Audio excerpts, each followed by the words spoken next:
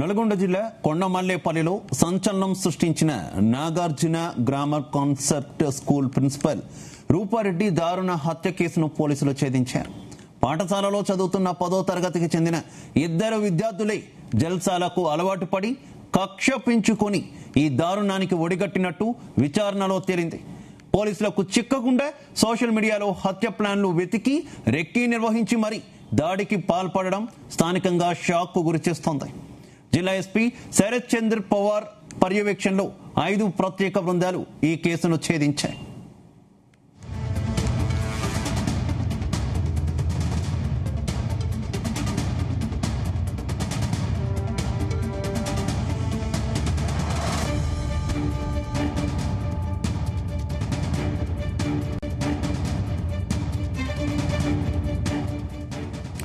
కొండమల్లేపల్లిలో principal Rupa Reddy దారుణ హత్య పోలీసులకు పెద్ద సవాలుగా మారింది.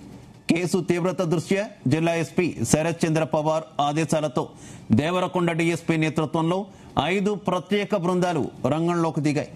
Forensic teams, dog squad, technical బృందాలతో పాటు సుమారు 40 మంది సిబ్బంది నిరంతరం శ్రమించారు. హత్య జరిగిన ప్రదేశం నుంచి దాదాపు 30 కిలోమీటర్ల పరిధిలోని 70కు పైగా సీసీటీవీ కెమెరాల ఫుటేజ్లను అహోరాత్రులు విశ్లేషించారు.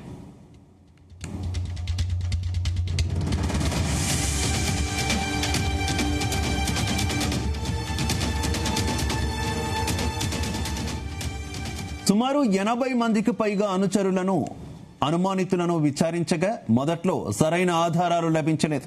అయితే ఈ కేసులో రూపారెడ్డి మాట్లాడిన ఒకే ఒక్క చివరి పదం కీలక మలుపు తిప్పింది. హత్యకు సరిగ్గా ముందు ఆమె తన చిన్నమ్మతో ఫోన్లో మాట్లాడుతున్నప్పుడు చివరగా బాబు అని పలికారు. దర్యాప్తులో భాగంగా రూపారెడ్డి పాఠశాలలో విద్యార్థులను సాధారణంగా బాబు అని పిలుస్తారనే విషయం బయటపడింది. దీంతో పోలీసుల అనుమానం బడి పిల్లల పైకి మళ్లింది.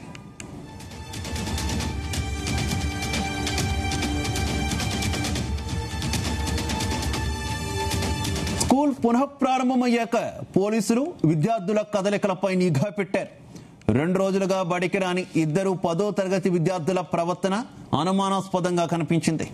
సీసీటీవీ ఫుటేజ్లోని దృశ్యాలు వారి రూపంతో సరిపోలడంతో పక్కా సమాచారంతో దొనియాల క్రాస్ రోడ్ వద్ద వారిని అదుపులోకి తీసుకున్నారు.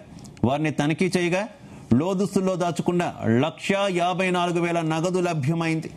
అందులోని 3 500 నోట్లపై రక్తపు మరకలు ఉండడంతో తామే హత్య చేసినట్టు నిందితులు ఒప్పుకున్నారు.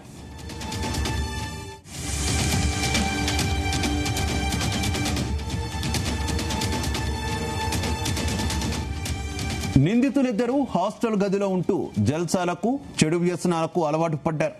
గతంలో హాస్టల్లో డబ్బులతో దొరకడంతో ప్రిన్సిపల్ వారి తల్లిదండ్రుల ముందే మందలించారు.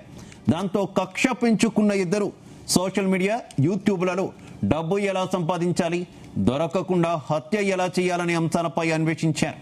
పథకం ప్రకారం కత్తి, గ్లౌజులు కొనుగోలు చేసి ఇంటి వెనుక వంటగది ద్వారా ప్రవేశించి రూపారెడ్డిపై విచక్షణారహితంగా దాడి చేసి బీరువాలోని డబ్బుతో పరారయ్యారు.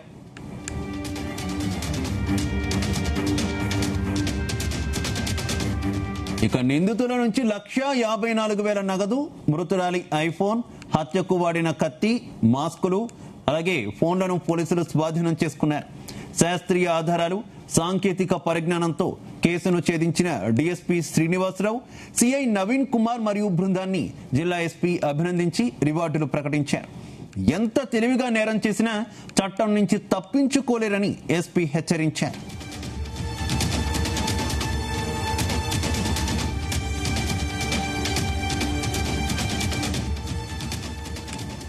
నల్గొండ జిల్లా కొండమల్లేపల్లిలో సంచలనం సృష్టించిన Nagarjuna grammar concept school principal Rupa Reddy దారుణ హత్య కేసును పోలీసులు ఛేదించారు. పాఠశాలలో చదువుతున్న 10వ తరగతి చెందిన 2 విద్యార్థులే జల్సాలకు అలవాటు పడి కక్ష పెంచుకొని ఈ దారుణానికి ఒడిగట్టినట్టు విచారణలో తేలింది. పోలీసులకు చిక్కకుండా సోషల్ మీడియాలో హత్య ప్లాన్లు వెతికి రెక్కీ నిర్వహించి మరీ దాడికి పాల్పడడం స్థానికంగా షాక్కు గురిచేస్తోంది. జిల్లా ఎస్పీ శరత్ చంద్ర పవార్ పర్యవేక్షణలో 5 ప్రత్యేక బృందాలు ఈ కేసును ఛేదించాయి. కొండమల్లేపల్లిలో ప్రిన్సిపల్ రూపారెడ్డి దారుణ హత్య పోలీసులకు పెద్ద సవాల్గా మారింది. కేసు తీవ్రత దృష్ట్యా జిల్లా ఎస్పీ శరత్ చంద్ర పవార్ ఆదేశాలతో దేవరకొండ డీఎస్పీ నేతృత్వంలో 5 ప్రత్యేక బృందాలు రంగంలోకి దిగాయి. ఇక forensic teams, dog squad, technical బృందాలతో పాటు సుమారు 40 మంది సిబ్బంది నిరంతరం శ్రమించారు. హత్య జరిగిన ప్రదేశం నుంచి దాదాపు 30 కిలోమీటర్ల పరిధిలోని 70కు పైగా సీసీటీవీ కెమెరాల ఫుటేజ్లను అహోరాత్రులు విశ్లేషించారు.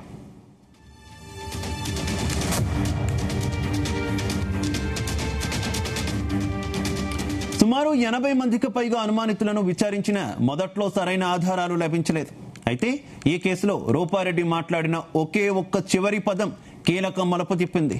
హత్యకు సరిగ్గా ముందు ఆమె తన చిన్నమ్మతో ఫోన్లో మాట్లాడుతున్నప్పుడు చివరగా బాబు అని పలకారు. ఇక దర్యాప్తులో భాగంగా రూపారెడ్డి పాఠశాలలో విద్యార్థులను సాధారణంగా బాబు అని పిలుస్తారనే విషయం బయటపడింది. దీంతో పోలీసుల అనుమానం బడి పిల్లలపైకి మళ్లింది. అందరికీ నమస్కారం. కొండమల్లేపల్లి పోలీస్ స్టేషన్లో క్రైమ్ నెంబర్ 150/26 మర్డర్ కేస్. ఇది మనకి Nagarjuna grammar concept school principal Rupa Reddy గారి మర్డర్కి సంబంధించి మనకు ట్యూస్డే రోజు 11th ఈవినింగ్ మనకి మర్డర్ అవుతుంది. మనకి 12th రోజు పొద్దున వాళ్ళ హస్బెండ్ వచ్చి చూసి మనకి 12th రోజు మన పోలీస్ స్టేషన్కి వచ్చి మనకి కంప్లైంట్ ఇవ్వడం జరిగింది. దాని తర్వాత ఎమ్మటే మనం సీన్కి వెళ్ళి సీన్లో చూస్తే రూపారెడ్డి స్టాబ్ ఇంజురీస్తో చనిపోయి మనకి అక్కడ ఉంటుంది. ఎమ్మటే మనం క్లూస్ టీమ్, డాగ్ స్క్వాడ్ ఇవన్నీ కూడా తీసుకొని సీన్కి వెళ్ళడం జరిగింది.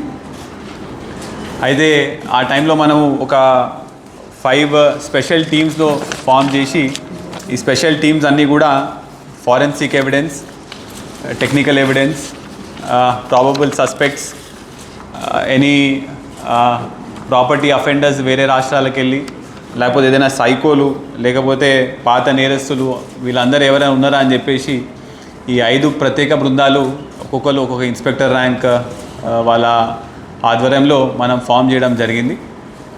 ఇందులో మనకి ముఖ్యంగా ఫస్ట్ వచ్చిన క్లూ ఇది సీసీటీవీ ఫుటేజ్. ఆ ఇంట్లో సీసీటీవీ కెమెరాస్ బయట ఉన్నాయి కానీ వెనక సైడ్ లేవు. సో వీళ్ళు ఈ సీసీటీవీ ఫుటేజ్లో ఒక రెడ్ కలర్ హుడీ, ఒక కోట్ లాగా వేసుకొని వెనక నుంచి ప్రవేశించి లోపలికి వెళ్ళి చంపి మళ్ళీ బయటికి వచ్చి గోడ దూకి మళ్ళీ అదే వెనక ఉన్న ఫారెస్ట్ ఏరియా అంటే చెట్ల ఏరియా నుంచి పారిపోతున్నట్టు మనకి ఫస్ట్ ఇనిషియల్గా మనకి క్లూ వస్తుంది. దీనికి సంబంధించి సుమారు మనము దొంగతనం అంటే ఈ మర్డర్ అయ్యే ముందు తర్వాత కూడా చుట్టుపక్కల ఉన్న అన్ని 70 వరకు కెమెరాలు మనం అన్నీ చూడడం జరుగుతుంది. ఎక్కడైనా ఈ రెడ్ హుడీ అనేది మనకి ఎక్కడైనా దొరుకుతుందా అని చెప్పేసి. సో ఇదే మనం చేసే ఇన్వెస్టిగేషన్లో క్రమంగా మనకి లాస్ట్ వీళ్ళ చిన్నమ్మతో రూపారెడ్డి గారు మాట్లాడడం జరుగుతుంది. ఆ టైంలో కరెక్ట్ ఫోన్ స్విచ్ ఆఫ్ అయ్యే ముందు బాబు అనే ఒక పదం వాడడం జరుగుతుంది.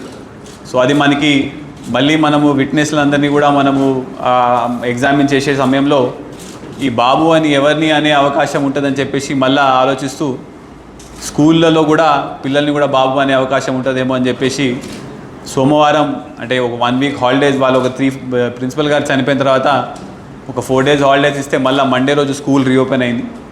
ఈ స్కూల్ రీఓపెన్ అయిన తర్వాత ఎవరైనా పిల్లలు స్కూల్కి రాకుండా ఏమైనా బయట గాలి తిరుగుళ్ళు ఏమైనా తిరుగుతుర్రా అని చెప్పేసి చెక్ చేస్తే స్కూల్ మొత్తంలో లాస్ట్ 2 రోజుల్లో మనకి ఒక 13 మంది వరకు యాబ్సెంట్ ఉన్నారు. అందులో ఈ సీసీటీవీ కెమెరాస్లో వచ్చిన మన ఫోటోకి ఈ యాబ్సెంట్ ఉన్న పిల్లలకి ఏదైనా లింక్ ఏమైనా ఉందా అని చెక్ చేసుకుంటే ఒక 5 10th క్లాస్ పిల్లల మీద మనకి డౌట్ వస్తుంది. అందులో కూడా వాళ్ళ గురించి మనం బ్యాక్గ్రౌండ్ వెరిఫికేషన్ చేసుకుంటూ ఉంటే ఒక 2 10th క్లాస్ పిల్లలు అదే స్కూల్లో చదువుతున్న పిల్లలు గత 2-3 రోజుల నుంచి కూడా డబ్బులు బాగా ఖర్చు పెడుతూ జనాలు వాళ్ళ ఫ్రెండ్స్లలో కూడా పార్టీల్లాగా ఇచ్చుకుంటూ ఎక్కువగా గాలి తిరుగుతున్నారని చెప్పి సమాచారం రాగానే వీళ్ళిద్దరి మీద మనకు సస్పిషన్ వచ్చి మనం వీళ్ళిద్దరిని వాళ్ళ పొద్దున మనం వాళ్ళని పట్టుకోవడం జరుగుతుంది. అయితే ఇందులో మనం పట్టుకున్నప్పుడు ఒక పర్సన్, అంటే వీళ్ళందరూ మైనర్స్ కాబట్టి వాళ్ళ పేర్లు మేము చెప్పలేము. అందులో JCL1, JCL2. JCL1 దగ్గర మనం 1,54,000 వరకు క్యాష్ ఆయన దగ్గర దొరుకుతుంది. ఒక చిన్న ఐఫోన్ కూడా ఉంటుంది. ఈ క్యాష్ ఎక్కడి నుంచి వచ్చిందని అడిగే క్రమంలో కూడా నాకు నా తల్లిదండ్రులు ఇచ్చినారని చెప్తారు. కాకపోతే ఆ క్యాష్ మీద రక్తపు మరకలు ఉంటాయి. ఆ రక్తం కూడా మనము చూస్తే హ్యూమన్ బ్లడ్, ఎమ్మటే ల్యాబ్కి పంపిస్తే హ్యూమన్ బ్లడ్ అని చెప్పడం జరిగింది. అయితే దాని తర్వాత మళ్ళా ఇంట్రాగేషన్లో వాళ్ళిద్దరూ కక్ష పెట్టుకొని రూపారెడ్డిని ప్లాన్ వేసి మర్డర్ చేసినట్టు కన్ఫెస్ చేసినారు. అయితే దీనికి ముఖ్య కారణం ఏంటంటే గత ఒక 15-20 డేస్ బ్యాక్ ఈ JCL1 హాస్టల్, అదే స్కూల్లో హాస్టల్లో ఉంటాడు. ఆ హాస్టల్లో అతని బ్యాగ్లో సెల్ ఫోన్ ప్లస్ కొంత మనీ దొరికిందని చెప్పేసి ప్రిన్సిపల్ గారు, టీచర్ గారు అతన్ని మందలిస్తే అతన్ని హాస్టల్ నుంచి తీసి డే స్కాలర్కి షిఫ్ట్ చేస్తారు. ఆ సమయంలో పేరెంట్స్ ముందు ఇతనికి తిట్లు పడడము, అదేవిధంగా ఈ అబ్బాయికి బియర్, ఆల్కహాల్ కన్స్యూమ్ చేయడం అలవాటు, అదేవిధంగా బైక్ అంటే కూడా బాగా ఆశ, ఇంకా ఇది ఉండేసరికి ఎట్టి పరిస్థితుల్లో మనము ఈ డబ్బులు సంపాదించాలి, ఏదైనా చేసి డబ్బులు సంపాదించాలని చెప్పేసి కరెక్ట్ ఈ ట్యూస్డే రోజు, అంటే 11th రోజు స్కూల్ ఫీజు కలెక్ట్ అవుతుంది కదా, ఆ రోజు ప్రిన్సిపల్ దగ్గర కంపల్సరీగా డబ్బులు ఉండే అవకాశం ఉంటుంది. ఆ రోజు మనము ఆ ఇంటికి వెళ్ళి దొంగతనం చేసి ఆ డబ్బులు తీసుకోవచ్చని వీళ్ళు ముందే ప్లాన్ వేసుకొని 5 రోజుల ముందు నుంచి, అంటే 11th రోజు అయితే 6th, 7th ఆ రోజు నుంచే అక్కడ చుట్టుపక్కల ఉన్న కెమెరాలు కూడా వీళ్ళు రెక్కీ చేసుకుంటారు. అదేవిధంగా గ్లవ్స్ కొనడం జరుగుతుంది. ఏ టైంకి వెళ్ళి ఏ టైంలో ఒక్కళ్ళే ఉంటారో కూడా చూసుకొని మొత్తం ప్లాన్ వేసి ఆ రోజు 11th రోజు స్కూల్ అయిపోగానే 4ంటికి వీళ్ళు ఇద్దరు బయటికి వచ్చి అక్కడ ఉన్న అవుట్స్కట్స్లో కలుసుకున్న తర్వాత అందులో ఒక అబ్బాయి లోపలికి వెళ్ళి గోడ దూకేసి ఫోన్ మాట్లాడుతున్న సమయంలో, డబ్బులు తీసుకుని వెళ్ళే సమయంలో రూప అంటే డిసీజ్డ్ గుర్తుపట్టేసరికి మళ్ళీ బయటికి వచ్చి మమ్మల్ని పేరు చెప్తుందని చెప్పేసి ఒక 27 సార్లు కత్తి పెట్టి పొడవడం జరుగుతుంది. అయితే ఆ సమయంలో ఫోన్ కింద పడిపోతే ఫోన్ కూడా తీసుకొని వెళ్ళిపోవడం జరుగుతుంది. కొంత గొంతులోంచి మాట వచ్చి మళ్ళీ ఇంకెవరికైనా చెప్తుందని చెప్పేసి ఫోన్ కూడా తీసుకొని వెళ్ళిపోవడం జరిగింది. అది ఇప్పుడు ఇవాళ వాళ్ళ దగ్గర నుంచి మనము 1,54,000 క్యాష్, దాని మీద బ్లడ్ స్టెయిన్స్ ఉన్నాయి, అది రికవర్ చేసినాము. అదేవిధంగా 2-3 డేస్ బ్యాకే కొన్న ఒక 60,000 పెట్టి ఐఫోన్ కొన్నాడు, అది కూడా రికవర్ చేయడం జరిగింది. ఈ ఫోన్ కూడా మనము రూపారెడ్డి గారి ఫోన్ కూడా మనము రికవర్ చేయడం జరిగింది. ఇప్పుడు వీళ్ళందరూ less than 18 years of age ఉన్నారు కాబట్టి ఏమంటే మనము ప్రొసీజర్ ప్రకారం ప్రొడ్యూస్ చేసిన తర్వాత మళ్ళీ కస్టడీ తీసుకొని తదుపరి విచారణ ఇంకా ఏ విధంగా ప్లాన్ వేసిరో కూడా అది విచారించి మళ్ళీ ఛార్జ్షీట్ వేయడం జరుగుతుంది.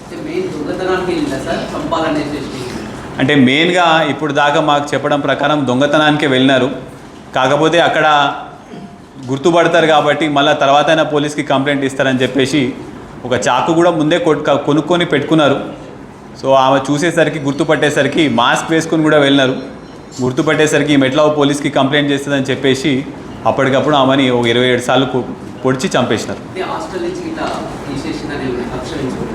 అంటే వీళ్ళకి ఈ ఇద్దరు పిల్లలకి మాత్రము డబ్బు ఏ రకంగా అయినా సంపాదించి బైక్, కారు, ఇంకా షికారు, వీళ్ళు ఒక 1 month బ్యాక్ గోవా కూడా వీళ్ళు వెళ్ళడం జరుగుతుంది. ఇట్లాంటివన్నీ అలవాటు పడి వీళ్ళు ఇట్లాంటి పని చేయడం జరిగింది.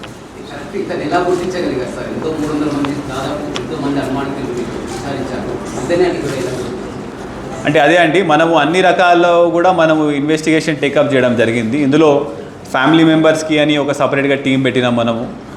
ఫినాన్షియల్గా కూడా ఒకవేళ పార్ట్నర్స్ మధ్యలో కూడా ఏమైనా గొడవ ఉందని అట్లా కూడా ఒక టీం పెట్టడం జరిగింది. దొంగలు వేరే రాష్ట్రంకి వెళ్ళి వచ్చినారా అని చెప్పి కూడా ఒక టీం పెట్టడం జరిగింది. రీసెంట్గా ఎవరైనా సైకోలు ఏమైనా జైల్లోకి వెళ్ళి రిలీజ్ అయ్యారా అట్లా కూడా ఒక టీం పెట్టడం జరిగింది. లేకపోతే పాత కక్షలు ఏమైనా ఉన్నాయా కూడా ఒక టీం పెట్టడం జరిగింది. కాకపోతే ఇప్పుడు ఈ బ్రేక్ ఎట్లా వచ్చింది అంటే ఆ బాబు అనే పదం ఆమె కరెక్ట్గా లాస్ట్లో మాట్లాడింది కాబట్టి ఎవరో తెలిసిన వాళ్ళనే లేకపోతే స్కూల్లో ఉన్న పిల్లల్నే బాబు అంటే అని చెప్తుందని అనే ఆ ఐడియాతోని స్కూల్లో ఇంత గత స్కూల్ రీఓపెన్ అయిన తర్వాత 2-3 రోజుల నుంచి ఎవరు వస్తలేరు, వాళ్ళ బిహేవియర్లో ఏం చేంజ్ ఉందా అని చెప్పేసి కూడా ఒక టీం మనం సపరేట్గా పెడితే అందులో మనకి 2 సస్పీషియస్గా దొరికితే మనం దాని బేసిస్ మీద పట్టుకోవడం జరిగింది. యూట్యూబ్లో త్వరగా డబ్బులు ఎలా సంపాదించాలి అని ఇట్లాంటివన్నీ సెర్చ్ చేయడం మనకి ఇప్పుడు దాకా దొరుకుతున్నది. ఇంకా దాని మీద ఇంకా మనం ఇంకా విచారిస్తున్నాం.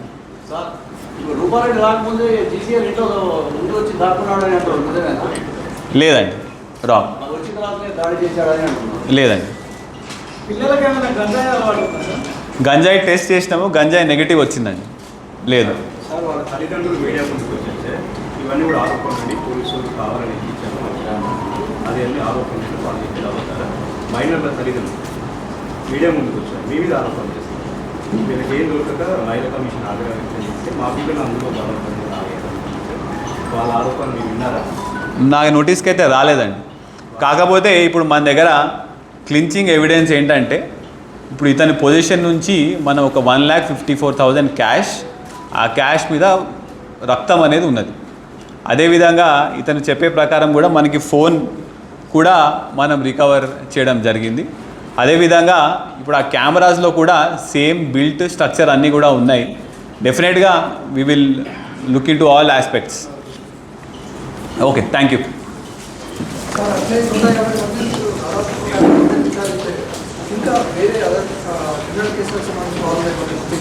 అయితే వీళ్ళ మీద పాత కేసులు, క్రిమినల్ కేసెస్ ఏమీ లేవు. కాకపోతే మా నల్గొండ పోలీస్ తరపు నుంచి ఒక అంశం ఇది. ఇప్పుడు మీరు చూస్తున్నారు, చిన్నపిల్లలు వీళ్ళు 16-15 సంవత్సరాలు ఉన్నారు. కొంతవరకు తల్లిదండ్రులు సూపర్విజన్ లేకపోతే నిఘా అనేది మిస్ అయ్యి ఇట్లాంటి చర్యలు కూడా పాల్పడే అవకాశాలు ఉంటున్నాయి. సో తల్లిదండ్రులందరూ కూడా వాళ్ళ పిల్లలు ఎటువంటి సెర్చ్లు, ఎటువంటి ఫోన్లలో ఏం చేస్తున్నారు, ఫ్రెండ్స్ ఎటువంటి మాటలు మాట్లాడుతున్నారు, లేకపోతే ఆవారా తిరుగుతున్నారా, ఏమైనా చెడు వ్యసనాలకు ఏమైనా అలవాటు పడుతున్నారా, ఇవన్నీ కూడా కంపల్సరీగా మనము వాచ్ పెట్టుకోవాల్సిన అవసరం ఉన్నది. ఎందుకంటే ఇట్లానే వదిలేస్తే మీరు చూసినారు, ఇప్పుడు ఒక ప్రిన్సిపల్ గారిని కూడా మర్డర్ చేసినారు. సో మా నల్గొండ పోలీస్ తరపు నుంచి ఒక రిక్వెస్ట్, సో ఇట్లాంటివన్నీ కూడా పిల్లల మీద కంపల్సరీగా వాచ్ పెట్టాలని కోరుకుంటున్నాం. Thank you. మైనర్లని చైల్డ్ కేర్కి కదా మన